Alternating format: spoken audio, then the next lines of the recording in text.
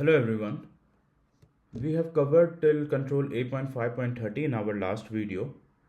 In this video, we will complete the section organizational control by covering its last of the controls, which starts from 8.5.31 to 8.5.37. So let's get started with the first one, which is 8.5.31, which says monitoring activity, and the description says to monitor the system activities to detect unauthorized access or anomalies. Now, how to do that? Now, almost every application has the logging capabilities.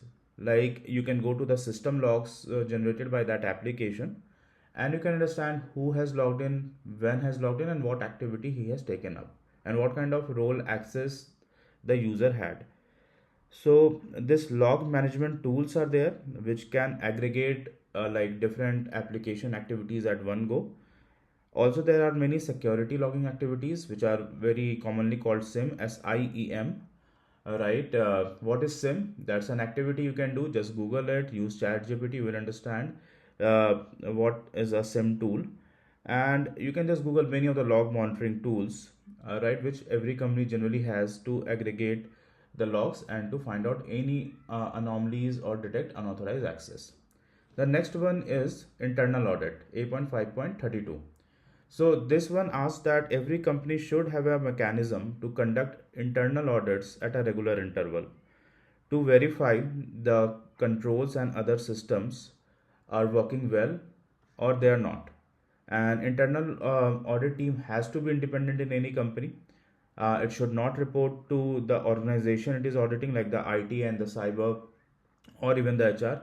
The best way to maintain an internal audit team that either their reporting is directly to the CEO or the CFO offices, so that they have the power to audit and ask for data, and they remain kind of untouched or uninfluenced from any of the internal team, which can lead to manipulation of results.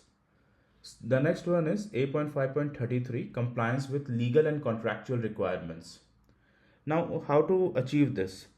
Right, the best example here will be, let's say there is a legal department which reviews contract to ensure they include necessary and data protection clauses. Because what happens, whenever you hire a vendor or you give your services as a vendor, there has to be a master service agreement, and in the bigger master service agreement there are legal clauses, there are data protection clauses, so that we always have to ensure that we understood them and we follow them to be compliant with them. The next one is 8.5.34, which talks about compliance with security policies and standards. So every company has their internal security policies and standard that we have seen in the previous control also, that these are the controls and standard which require to be developed. As per ISO 27001, what are those what you called mandatory policies and the extensive list of policies we will see in the upcoming videos. But right now what it is asking, that whatever your internal policies and standard is, which every company has and they have to develop, right, how you do certain things like incident management, chain management, security incident management, how do you follow information security policy. So all set of policies and internal standard has to be followed. The next one is information security review, which asks us to review and assess the effectiveness of your ISMS program on a regular basis. So initially we saw that we need a sign off from the leadership that hey, you need to follow or you need to maintain information security program. Now whether that program is working fine even after 6 months, 1 year, 2 year, or 10 years, right? That can only be gauged through an internal security review. Let's see it with an example. You can identify an annual review mechanism, right, to conduct for identified areas, and you can plan the improvement. Now, in many companies, 8.5.32 and 8.5.35 are merged, like internal audit and information security reviews. However, what I suggest always is for the information security review, you can have a different team, because audit and assessment are slightly different. Because assessment sometimes happens on a very what you call technical basis, with a very clear kind of articulation that this is what you need to do to improve, and audit is very process oriented work, right, in which you do a regressive testing, in which you have kind of results which are very process driven.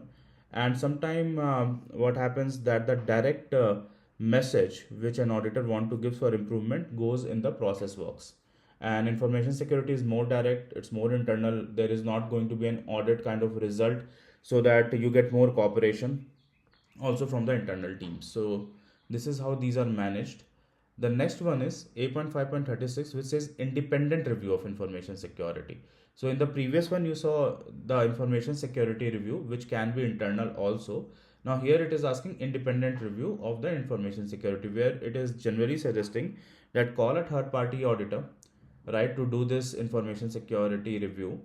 No one from your internal audit team is required. Of course, the report can be used, but there has to be a person who has no link with your company and can give an independent review, so that the review always come uninfluenced and you get a good area of improvement without any biasness.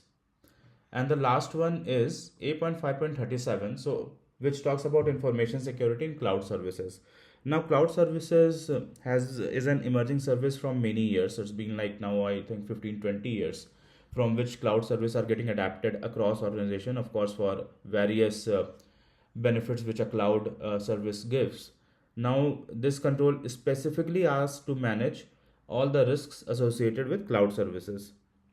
Let's see it with an example, that a multi-factor authentication. So let's say you are accessing something over a cloud. You have a software as a service kind of application which all your organizational employees are accessing. So one way is of course to log in there is by username and password, but if you have one more factor of authentication, the kind of hacking or the kind of interruption which a third party user can do by just hacking your password or just by knowing your password can be mitigated. So this is all about organizational control. So this video marks also an end to the entire organizational control list. We will start the next section in our next video. Thank you so much for watching this one.